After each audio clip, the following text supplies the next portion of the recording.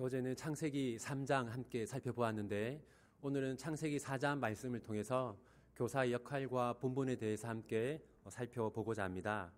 오늘 본문 1절 말씀 한 번 더 보시면요. 아담이 아들을 낳죠. 첫 번째 아들을 낳는데 이름을 무엇이라고 합니까? 가인이라고 합니다. 가인은 히브리어 카나에서 왔습니다. 히브리어 카나는 얻었다라는 뜻입니다. 그렇다면 아담은 무엇을 얻었다고 생각했기에 자신의 첫째 아들의 이름을 가인이라고 지었을까요?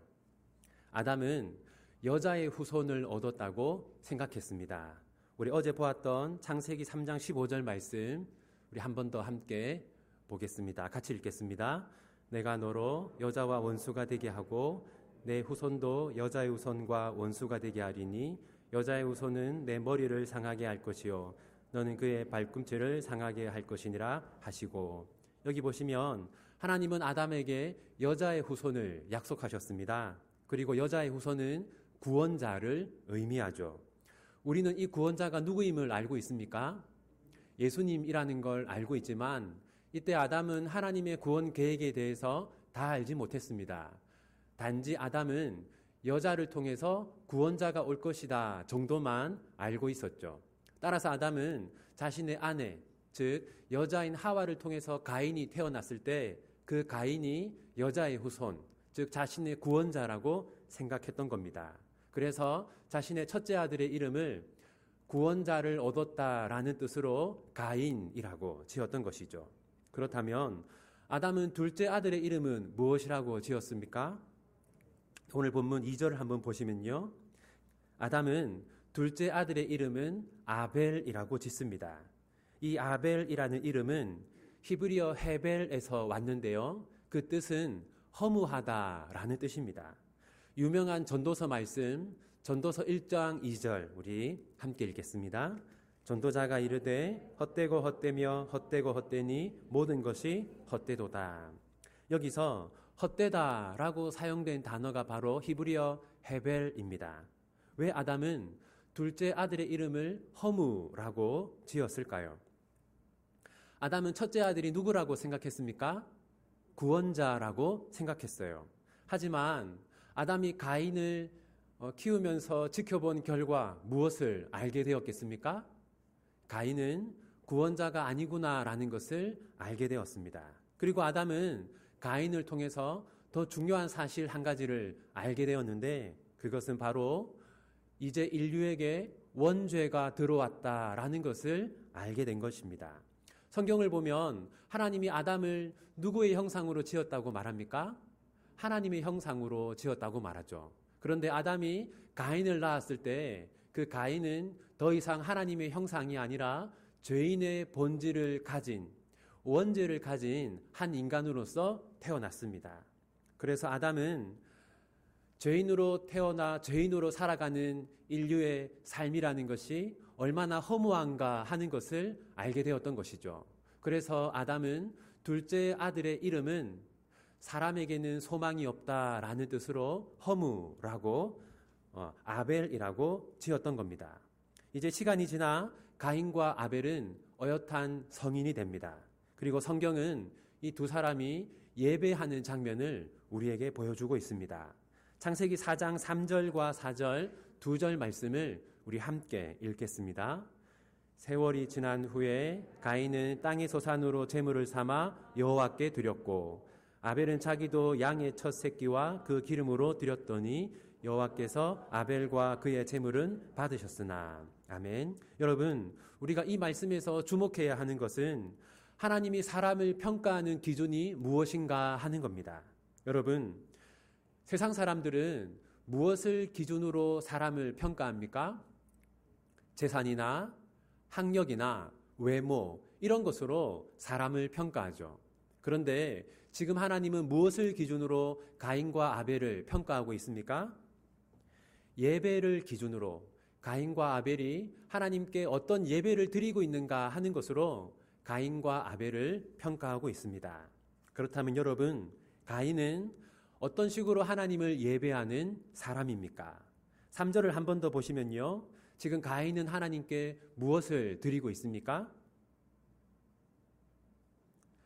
땅의 소산을 드리고 있죠. 그런데 여러분, 아무런 수식어 없이 그냥 땅에서 난 것을 드리고 있다라고만 말하고 있습니다. 따라서 가인은 땅에서 난 아무 것이나 하나님께 드린 것이죠. 그런데 여러분, 아벨에 대한 묘사는 다릅니다. 4절을 보십시오. 아벨은 하나님께 무엇을 드리고 있습니까? 양의 첫 새끼와 그 기름을 드렸다라고 말하고 있습니다. 이것은 구분되는 두 가지가 아니라 하나를 두 가지 형식으로 표현한 겁니다. 첫 새끼라는 것은 첫 번째 가는 좋은 고기를 의미합니다. 그리고 기름이라는 것은 양의 부위 중에서 가장 좋은 부위를 말하는 겁니다. 따라서 본문의 강조점은 이것이죠. 가인은 자신의 밭으로 가서 눈에 보이는 아무 것이나 뽑아서 하나님께 드린 겁니다. 반면 아벨은 어떻게 했습니까? 자신의 양떼가 있는 곳으로 가서 그 중에서 가장 좋은 양을 신중하게 고른 다음에 그리고 그 양의 고기 부위 중에서도 가장 좋은 것만을 하나님께 드렸던 것이죠. 그러므로 여러분, 가인의 예배는 어떤 예배라고 할 수 있습니까? 습관적인 예배라고 할 수 있죠. 가인은 예배할 때가 되었기 때문에 그냥 습관적으로 하나님을 예배하는 겁니다. 따라서 가인에게는 아무런 목적이 없습니다. 반대로 아벨의 예배는 어떤 예배입니까? 중요한 것은 아벨에게는 목적이 있다라는 겁니다. 아벨은 예배를 통해서 하나님께 영광을 돌리고자 하는 목적, 예배를 통해서 하나님을 기쁘시게 하려는 목적이 있습니다.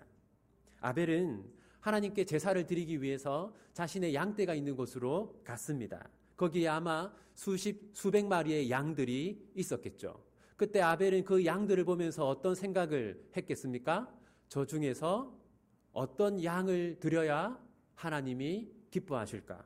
그리고 가장 좋은 양을 고른 다음에 그 양을 보면서는 또 어떤 생각을 했겠습니까? 이 양의 여러 부위 중에서 어떤 고기의 부위를 하나님께 드려야 하나님이 가장 기뻐하실까 하는 생각을 했을 겁니다. 따라서 가인의 예배와 달리 아벨의 예배에는 목적이 있는 것이죠. 하나님께 영광을 돌린다는 목적, 나의 예배를 통해서 하나님을 영화롭게 한다는 목적이 있었던 겁니다. 반면 가인은 습관적으로 예배하는 사람이었기 때문에 하나님께 무엇을 드리든지 아무 상관이 없었던 것이죠. 반대로 아벨은 습관적으로 예배하는 사람이 아니었고 정말 예배에 최선을 다하는 사람이었습니다. 그리고 그 결과가 무엇입니까? 하나님은 아벨의 예배는 받으셨지만 가인의 예배는 받지 않으셨습니다. 그런데 여러분, 하나님은 아벨과 가인의 예배만 받지 않으신 것이 아닙니다. 성경을 보면 하나님이 두 사람의 제물만 받지 않았다, 그렇게 말하지 않고 특이한 표현이 있습니다. 4장 4절과 5절을 보십시오. 4절을 먼저 보시면요, 하나님이 아벨의 제물만 받은 것이 아니라 또 무엇을 받았습니까? 네, 아벨을 받았다라고 되어 있습니다. 그리고 5절을 보시면요, 가인의 제물만 받지 않은 것이 아니라 무엇도 받지 않았습니까? 가인도 받지 않았습니다. 그리고 성경은 두 사람이 드린 제물보다 사람을 먼저 언급하고 있죠. 어떤 제물인가 하는 것보다 어떤 사람인가 하는 것이 더 중요하다라는 뜻입니다. 가인이 바친 제물은 10만 원 정도의 가치를 가지고 있고 아벨이 바친 제물은 100만 원 정도의 가치를 가지고 있기 때문에 하나님이 가인의 제물은 받지 않으시고 아벨의 제물은 받으셨다, 그런 것이 아니라는 거죠. 가인이 바쳤기 때문에 받지 않은 것이고 아벨이 바쳤기 때문에 하나님께서 받은 것입니다. 하나님께 중요한 것은 제물을 바친 그 사람이 누구인가, 이거라는 거죠. 마가복음 12장 41절부터 44절까지 말씀을 제가 읽어드리겠습니다. 예수께서 헌금함을 대하여 앉으사 무리가 어떻게 헌금함에 돈 넣는가를 보실세 여러 부자는 많이 넣는데 한 가난한 과부는 와서 2렙돈 곧 한 고두란트를 넣는지라. 예수께서 제자들을 불러다가 이르시되 내가 진실로 너희에게 이르노니 이 가난한 과부는 헌금함에 넣는 모든 사람보다 많이 넣었도다. 그들은 다 그 풍족한 중에서 넣었거니와 이 과부는 그 가난한 중에서 자기의 모든 소유 곧 생활비 전부를 넣었느니라 하시니라. 여러분, 이 본문을 보시면 이 여인보다 더 많은 금액을 헌금한 부자들이 있다고 말합니다. 그럼에도 불구하고 하나님은 이 여인이 가장 많이 드렸다고 하는데 그 이유는 무엇일까요? 예수님은 이 여인이 어떤 사람인지, 어떤 삶을 사는 여인인지를 아셨기 때문이죠. 이 여인은 생활비 전부를 헌금했다고 합니다. 따라서 이 여인은 자신의 재산 전부를 하나님께 드릴 정도로 하나님을 사랑했던 사람인 것이죠. 그렇기 때문에 예수님은 이 여인이 가장 많은 금액을 헌금했다고 말씀한 겁니다. 가인과 아벨도 마찬가지죠. 하나님이 가인의 예배를 받지 않으신 것은 하나님은 가인이 어떤 사람인지, 어떤 삶을 살아온 사람인지를 아셨기 때문입니다. 그리고 아벨의 예배를 받으신 것은 아벨이 어떤 사람인지, 아벨이 어떤 삶을 살아왔는가 하는 것을 하나님은 아셨기 때문이죠. 그렇다면 가인은 어떤 사람입니까? 오늘 본문 7절 말씀 우리 함께 읽겠습니다. 내가 선을 행하면 어찌 낯을 들지 못하겠느냐? 선을 행하지 아니하면 제가 문에 엎드려 있느니라. 제가 너를 원하나 너는 죄를 다스릴지니라. 여러분, 가인은 어떤 사람입니까? 이 본문을 통해서 가인이 어떤 사람인가 하는 것 두 가지를 알 수 있습니다. 첫 번째는 선을 행하지 아니하면, 따라서 가인은 어떤 사람입니까? 가인은 선을 행하지 않는 사람이죠. 7절 뒷부분을 보시면 죄가 너를 원하나 너는 죄를 다스릴지니라 라고 말합니다. 따라서 가인은 죄를 다스리지 않는 사람입니다. 좀 더 설명하면요, 선을 행하지 않았다라는 것은 하나님께서 기쁘시기에 여길 만한 선한 행동을 일상의 삶에서 전혀 하지 않았다라는 것이죠. 두 번째로 죄를 다스리지 않았다라는 것은 여러분, 사람이 살아가다 보면 악한 생각, 악한 말, 그리고 악한 행동을 하고 싶고 또 할 것만 같은 그런 순간들이 있지 않습니까? 그때 우리는 하나님의 뜻대로 살기 위하여서 그런 악한 생각과 말과 행동을 억제하고 절제하죠. 그런데 가인은 그렇게 하지 않았다는 겁니다. 자신의 악한 생각을 절제하지 않고 그냥 악한 본성을 따라서 생각하고 말하고 행동하는 삶을 살았다는 것이죠. 바로 이것이 하나님이 가인의 예배를 받지 않으신 궁극적인 이유입니다. 우리가 예배에 대해서 오해하는 것이 하나 있는데요. 그것은 예배는 주일 하루만 하나님께 드리는 것이다 라고 생각하는 것입니다. 그런데 오늘 본문을 보면 그렇지 않죠. 하나님은 가인의 지나온 삶을 보시고 가인의 예배를 받지 않으셨습니다. 따라서 우리는 주일 하루만을 하나님께 드리는 것이 아니죠. 우리는 우리의 지나온 삶 전부를, 특히 월요일부터 토요일까지의 삶을 합하여서 하나님께 드리는 겁니다. 하나님은 가인의 인생 전체를 통해서 가인을 평가하셨습니다. 가인의 인생 전체를 통해서 가인의 예배를 평가하셨어요. 따라서 하나님은 주일 하루만을 가지고 우리를, 그리고 우리의 예배를 평가하는 것이 아니다라는 것을 기억해야 합니다. 하나님은 지난 6일의 삶을 통해서도 우리를 평가하시고, 우리가 주일날 예배당에 하나님을 예배하기 위해 나올 때에 우리는 지난 6일간의 삶을 함께 가지고 하나님 앞에 서는 것이죠. 이처럼 하나님은 예배라는 기준, 그리고 가인의 지나온 인생이라는 기준으로 가인의 예배를 평가하셨어요. 그러자 가인이 어떻게 행동합니까? 8절 말씀 함께 읽겠습니다. 가인이 그의 아우 아벨에게 말하고 그들이 들에 있을 때에 가인이 그의 아우 아벨을 쳐 죽이니라. 여러분, 하나님의 책망을 받은 가인의 반응은 무엇입니까? 동생 아벨을 죽이는 것이죠. 그런데 여러분, 가인을 책망한 분은 누구입니까? 하나님이죠. 왜 가인은 책망은 하나님께 받았는데 동생을 죽였을까요? 그것은 하나님의 책망이 가인의 시기심을 자극했기 때문입니다. 가인은 아벨을 동생이자 사랑의 대상으로 생각한 것이 아니라 경쟁의 대상으로 생각했던 것이죠. 그래서 자신보다 동생이 더 하나님께 인정을 받자 시기심과 질투심을 이기지 못하고 결국 동생을 죽이게 되었던 것입니다. 여러분, 어떤 교회에서 실제로 일어났던 일인데 그 교회에서 더 이상 주보에 감사 제목을 넣지 않기로 했다고 합니다. 왜 주보에 감사 제목을 넣지 않기로 했을까요? 성도들이 저희 가정에 이런 일이 일어나게 하셔서 감사합니다. 저의 아들이 이렇게 되게 하시니 감사합니다. 라는 식으로 주보에 감사 제목을 올리자 모든 성도들이 그것을 보면서 함께 기뻐하는 것이 아니라 오히려 시기하고 질투했기 때문입니다. 여러분, 만약 다른 성도의 자녀가 여러분의 자녀보다 더 이름 있는 대학에 들어가거나 또 다른 성도의 자녀가 여러분의 자녀보다 더 안정되고 더 유명한 기업에 취직하면 여러분은 함께 기뻐하시겠습니까? 아니면 시기하고 질투하시겠습니까? 만약 우리가 그때 시기하고 질투한다면 우리 역시 이 가인의 마음을 가지고 있는 것이죠. 가인이 아벨을 죽인 직후에 하나님이 가인을 찾아오셔서 다음과 같이 하십니다. 우리 9절 말씀 함께 읽겠습니다. 여호와께서 가인에게 이르시되 내 아우 아벨이 어디 있느냐?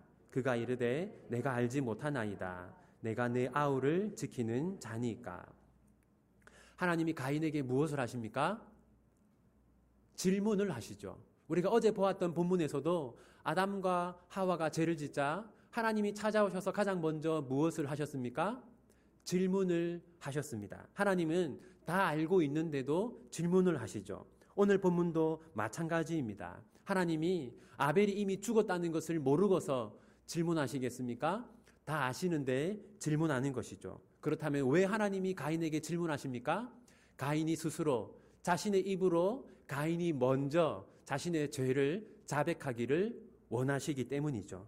가인이 정직하게 하나님, 제가 시기심과 질투심을 이기지 못하고 동생을 죽였습니다라고 가인이 스스로 자신의 죄를 자백하기를 원하셨기 때문에 하나님은 질문을 하신 겁니다. 사랑하는 여러분, 우리가 죄를 지었을 때 하나님이 우리에게 가장 원하시는 것은 무엇입니까? 우리의 죄를 인정하고 자백하는 것이죠. 그런데 본문을 보시면 가인은 하나님께 무엇이라고 합니까? 내가 알지 못하나이다 라고 합니다. 왜 가인은 자신이 아무것도 모른다고 말할까요? 자신의 죄를 숨길 수 있다고 생각하기 때문이죠. 하지만 하나님 앞에서 숨길 수 있는 죄가 있습니까? 없습니다. 결국 가인은 죄를 짓고 쫓겨나죠. 이제 죄를 짓고 쫓겨난 가인이 무엇을 하였는가 하는 것을 살펴보겠습니다. 오늘 본문 17절 함께 읽겠습니다. 아내와 동침함에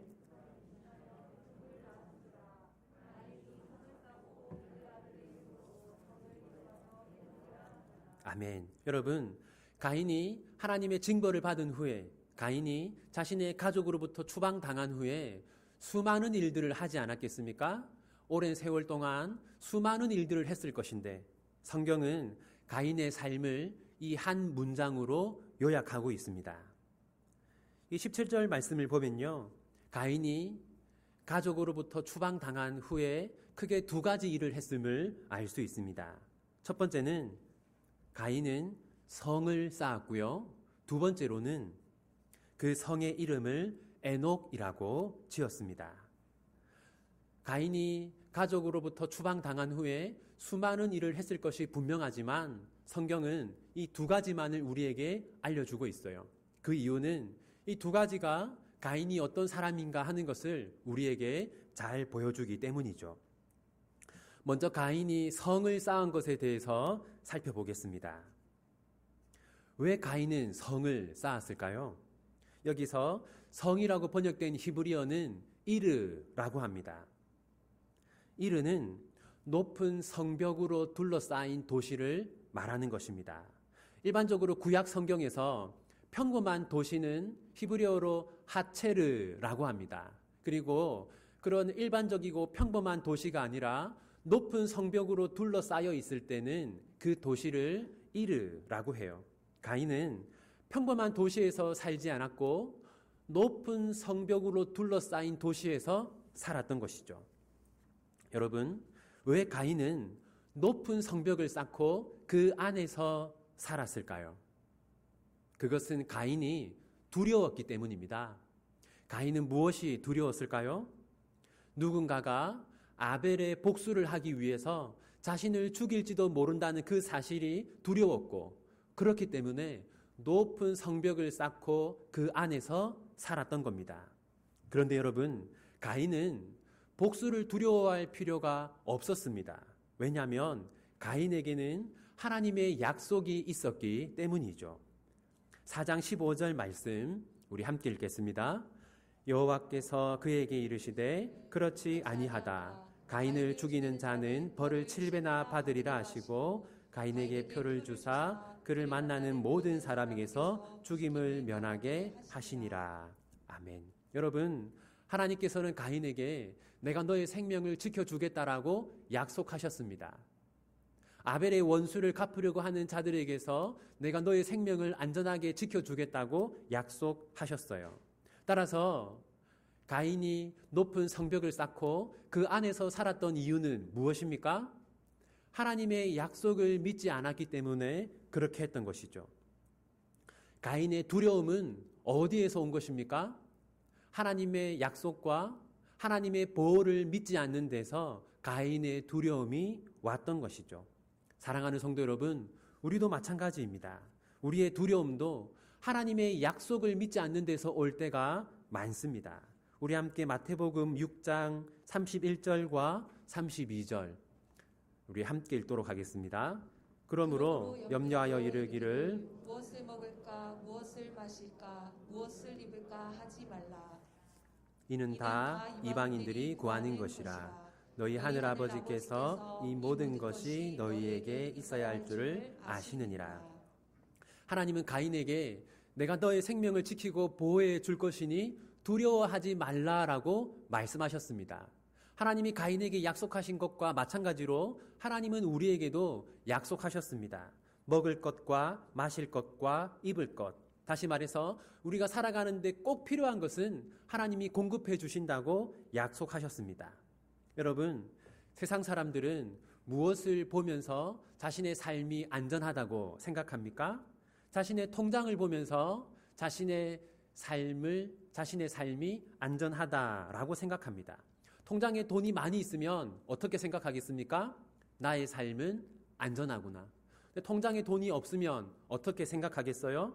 나의 삶이, 나의 인생이 많이 위태롭구나라는 생각을 하겠죠. 하지만 여러분, 우리는 통장을 보는 것이 아니라 무엇을 보면서 평안과 위로를 얻어야 합니까? 하나님의 약속입니다. 여러분 살아가시다 보면 너무나 불안하고 두려울 때가 있지 않습니까? 그때 우리가 무엇을 보면서 평안과 위로를 얻어야 하겠습니까? 하나님의 약속입니다. 하나님은 나에게 먹을 것과 마실 것과 입을 것을 약속하셨다. 내가 살아가는데 꼭 필요한 것은 하나님이 반드시 주신다고 약속하셨다라고 하는 그 하나님의 약속을 신뢰하고 믿는 데서 우리는 위로와 평안을 찾아야 합니다. 여러분, 세상의 부모들은 자녀의 무엇을 보면서 안심하거나 또는 불안해합니까? 자녀의 성적표를 보면서 안심하기도 하고 불안해하기도 하죠. 자녀의 성적표가 좋으면 자녀의 인생이 행복할 것이다 라고 생각합니다. 반대로 자녀의 성적표가 안 좋으면 자녀의 인생이 불행할 것이라고 생각해요. 하지만 하나님의 백성인 우리는 자녀의 성적표를 보면서 불안해하거나 안심해서는 안 됩니다. 여러분, 우리 자녀들의 인생은 어디에 달려 있습니까?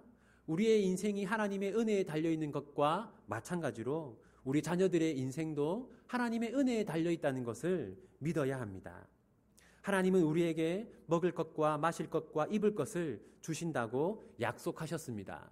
우리가 살아가는데 꼭 필요한 것은 하나님이 은혜로 공급해 주신다고 약속하셨습니다.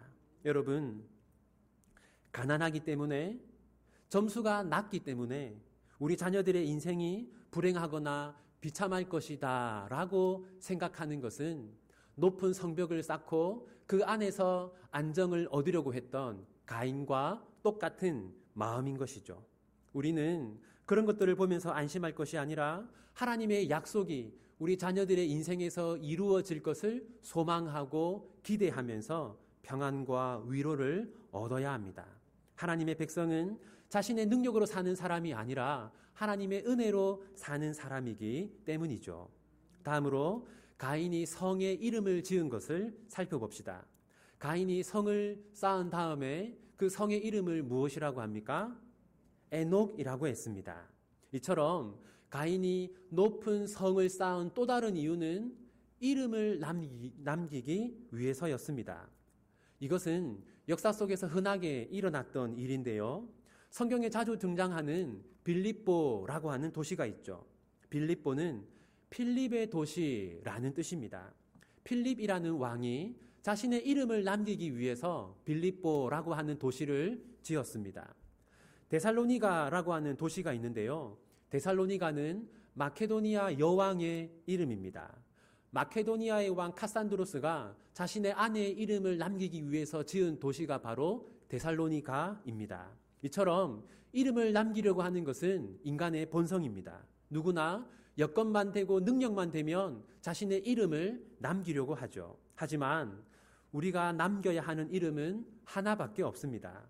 고린도전서 10장 31절 말씀 우리 함께 읽겠습니다. 그런즉 너희가 먹든지 마시든지 무엇을 하든지 다 하나님의 영광을 위하여 하라. 여러분, 우리가 사는 목적은 무엇입니까? 하나님의 영광이죠. 따라서 우리가 남겨야 하는 이름도 누구의 이름입니까? 하나님의 이름입니다. 하지만 누구나 자신의 이름을 남기고 싶어하는 것이 인간의 본성이기에 예수님은 다음과 같이 기도하라고 하셨습니다. 마태복음 6장 9절 말씀 함께 읽겠습니다. 그러므로 너희는 이렇게 기도하라. 하늘에 계신 우리 아버지여, 이름이 거룩히 여김을 받으시오며. 사랑하는 여러분, 우리는 누구의 이름을 위해서 살아야 합니까? 하나님의 이름입니다. 우리가 높이고 자랑해야 하는 이름은 누구의 이름입니까? 하나님의 이름이죠. 이제 18절부터 가인의 후손들의 삶이 소개되는데요. 여러분, 한번 생각해 보십시오. 가인의 후손들은 어떤 삶을 살았을까요? 가인의 후손들은 망했을까요? 아니면 번성했을까요? 일반적으로 가인과 그의 후손들이 하나님을 떠나서 살았기 때문에 망했을 것이다 생각하기 쉬운데요. 실제로 가인의 후손들은 망하지 않고 매우 번성했습니다. 창세기 4장 20절 함께 읽겠습니다. 아단은 야발을 낳았으니 그는 장막에 거주하며 가축을 치는 자의 조상이 되었고. 여러분, 야발은 어떤 사람이 되었습니까? 가축을 치는 자가 되었는데 어떤 표현이 있습니까? 조상이 되었다라는 뜻이 있죠. 단순하게 생각하면 야발이 가장 먼저 역사상 처음으로 가축을 치는 사람이었다 생각하기 쉽지만 이미 야발 앞에 가축을 치는 사람이 있었죠. 누구입니까? 아벨입니다. 따라서 여기서 조상이라고 하는 표현은 첫 번째 사람이라는 뜻이 아니라 그 분야에서 가장 성공한 사람이다라는 뜻입니다. 중동 지방에서는 한 분야에서 대단히 성공한 사람들은 그 분야의 아버지라고 부릅니다. 따라서 야발은 평범한 목자가 아니라 엄청나게 성공한 목자였던 것이죠. 이제 21절을 보십시오. 21절 함께 읽겠습니다. 그의 아우의 이름은 유발이니 그는 수금과 퉁소를 잡는 모든 자의 조상이 되었으며. 유발은 음악가였음을 알 수 있습니다. 그런데 평범한 음악가가 아니라 대단히 성공한 음악가였죠. 4장 22절 함께 읽겠습니다. 실라는 두발 가인을 낳았으니 그는 구리와 새로 여러 가지 기구를 만드는 자요 두발가인의 누이는 나아마였더라. 두발가인은 어떤 사람입니까? 그는 대단한 기술자였습니다. 이처럼 가인의 후손들은 축산업과 예술과 문화와 기술 분야에서 대단한 진보와 성공을 이루었음을 알 수 있습니다. 그런데 그게 전부가 아닙니다. 4장 23절 함께 읽겠습니다. 라멕이 아내들에게 이르되 아다와 실라여 내 목소리를 들으라. 라멕의 아내들이여 내 말을 들으라. 나의 상처로 말미암아 내가 사람을 죽였고 나의 상함으로 말미암아 소년을 죽였도다. 여러분, 라멕이 무엇을 했습니까? 라멕은 살인을 저질렀습니다. 일반적으로 살인을 저질렀다면 어떻게 하는 것이 정상입니까? 자신의 살인 행위를 숨기려고 하고 은폐하려고 하는 것이 정상이죠. 그런데 지금 라멕은 자신이 살인을 저지르는 것을 부끄러워하거나 은폐하려고 하는 것이 아니라 노래를 만들어서 부르고 있습니다. 자신이 살인한 것을 자랑하고 있어요. 따라서 라멕이 살았던 이 시대, 가인의 후손들이 이루었던 이 사회는 어떤 사회인 것을 알 수 있습니까?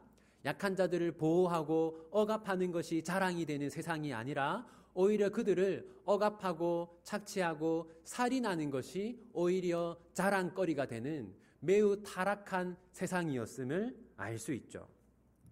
종합하면 가인의 후손들은 어떤 사람들입니까? 그들은 매우 성공하고 번성하였으나 밥 먹듯이 죄를 짓고 살았던 사람들이었죠. 이렇게 가인의 후손에 대한 소개가 끝나고 25절부터는 하나님의 백성인 셋의 후손들이 소개됩니다. 그런데 여러분, 왜 성경은 가인의 후손과 셋의 후손들을 나누어서 설명할까요? 그 이유는 어제 한번 말씀드린 것처럼 세상에 죄가 들어온 결과 하나님의 백성들과 세상의 백성들로 인류가 나누어졌기 때문이죠. 여기서 가인의 후손들은 세상 나라의 백성이고 셋의 후손들은 하나님 나라의 백성입니다. 세상 나라의 백성들이 축산업과 예술과 문화와 기술의 발전을 이루며 매우 번성하고 또 성공적인 삶을 살 때 하나님의 백성들은 어떤 삶을 살았습니까? 26절 함께 읽겠습니다. 셋도 아들을 낳고 그의 이름을 에노스라 하였으며 그때 사람들이 비로소 여호와의 이름을 불렀더라.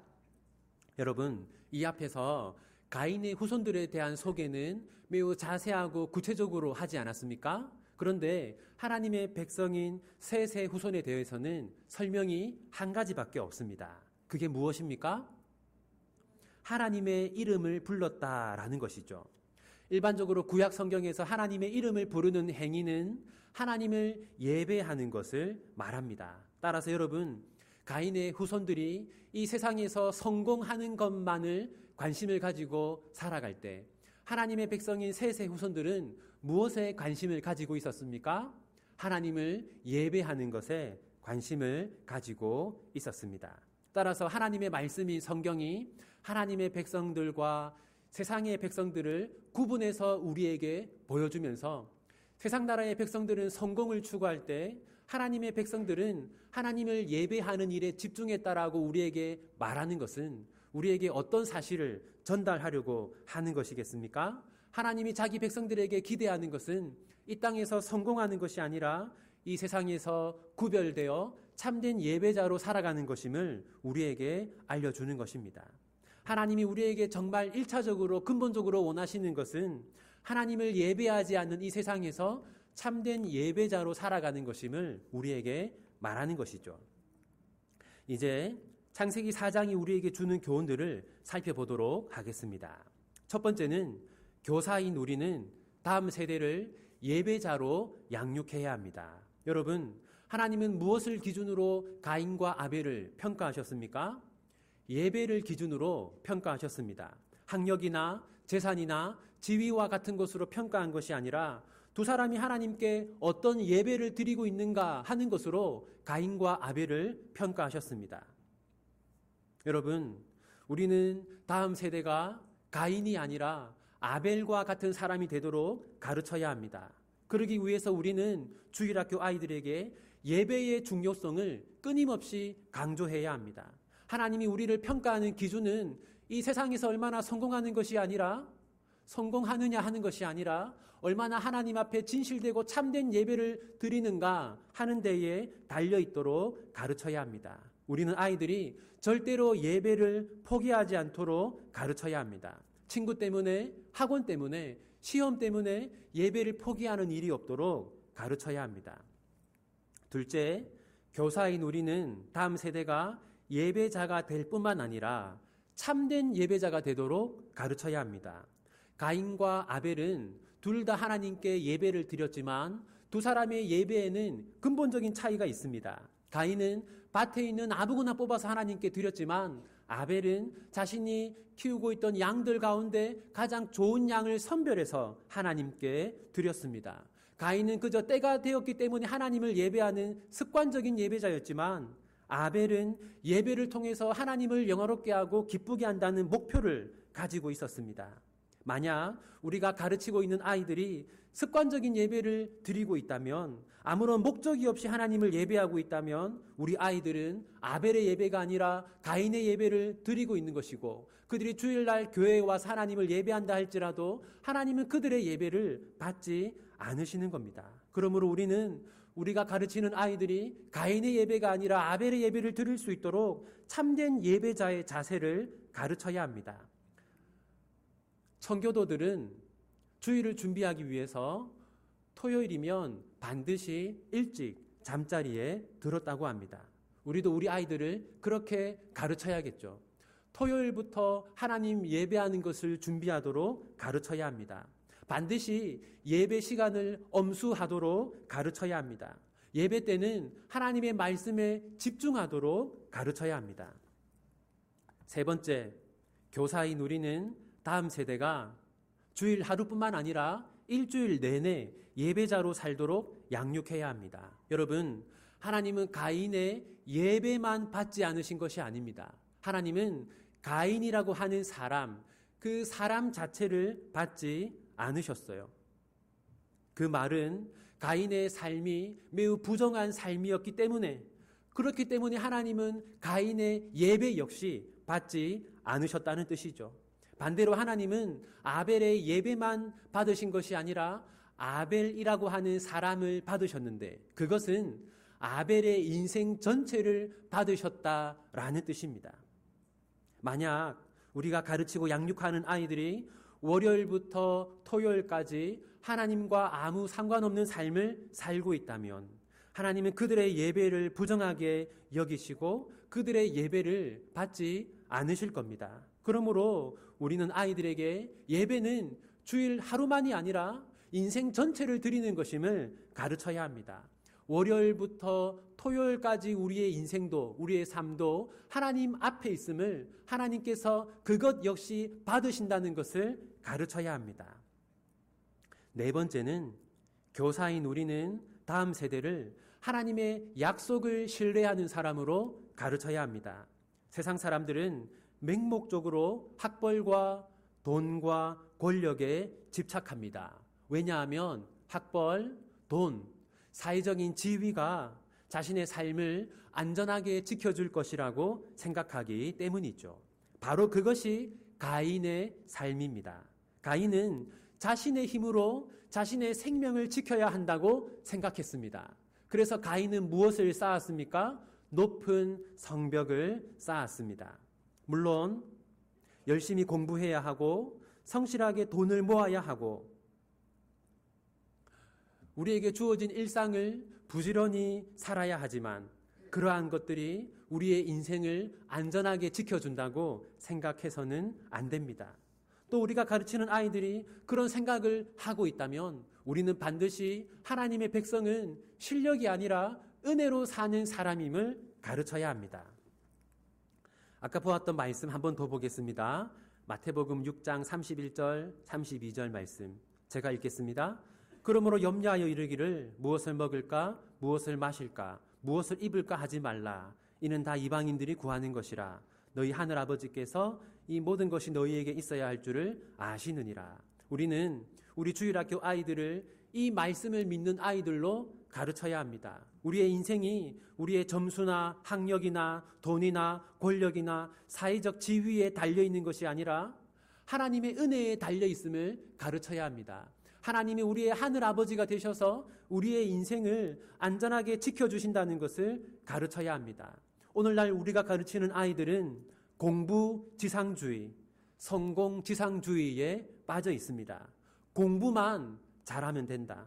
어떻게 해서든 성공만 하면 된다라고 생각하는 것이 지금 우리가 가르치고 있는 아이들입니다.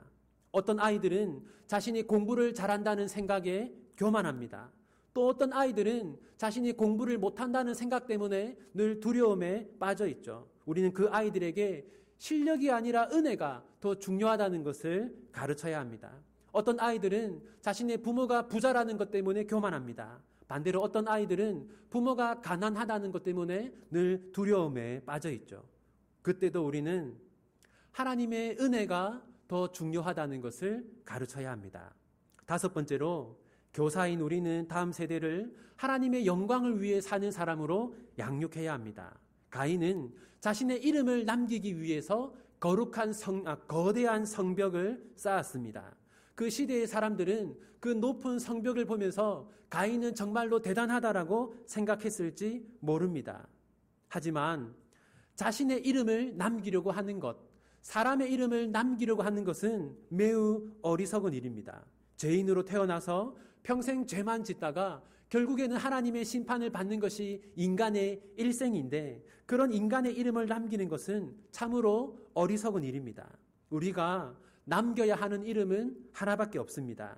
죄인으로 태어나서 평생 죄만 짓다가 하나님의 심판을 받아 마땅한 우리들을 은혜로 구원하여 주신 하나님의 이름, 그 이름만이 우리가 남겨야 할 유일한 이름입니다. 따라서 우리는 주일학교 아이들이 자신의 이름이 아니라 하나님의 이름을 남기는 사람이 되도록 가르쳐야 합니다. 자신을 자랑하고 자신을 높이고 교만하고 다른 사람을 무시하는 이 시대의 아이들에게 우리의 이름이 아니라 하나님의 이름을 높이고 가르치도록 가르쳐야 합니다. 여섯 번째로 교사인 우리는 다음 세대가 성공지향적인 삶을 살지 않도록 가르쳐야 합니다. 성공지향적인 삶이란 성공이 최고의 목표인 삶을 말합니다. 이런 사람들은 성공을 위해서 수단과 방법을 가리지 않습니다. 심지어 성공을 위해서 사람을 도구로 이용하고 때로는 하나님을 믿는 신앙 자체를 자신의 성공의 도구로 생각하기도 합니다. 따라서 교사인 우리들은 다음 세대에게 성공보다 더 중요한 것이 있다는 것을 가르쳐야 합니다.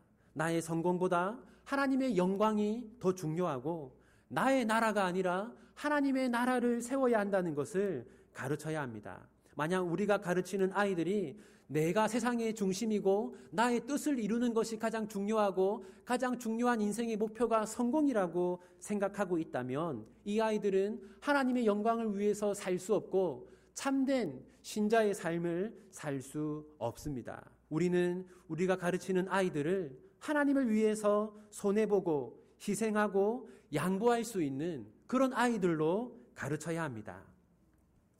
마지막 일곱 번째입니다.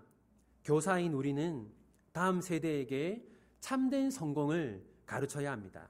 세상 사람들은 자신의 자녀가 성공하기를 원합니다. 자녀의 성공을 위해서 최선을 다합니다. 자녀의 성공을 위해서 좋은 것을 물려주려고 합니다. 재산을 물려주려고 하고 사회적인 지위를 물려주려고 합니다. 하지만 다 부질없는 일이죠. 왜냐하면 많은 재산과 높은 사회적 지위는 참된 성공과 아무런 상관이 없기 때문입니다. 그렇다면 참된 성공은 무엇입니까? 하나님을 예배하는 사람이 되는 것입니다.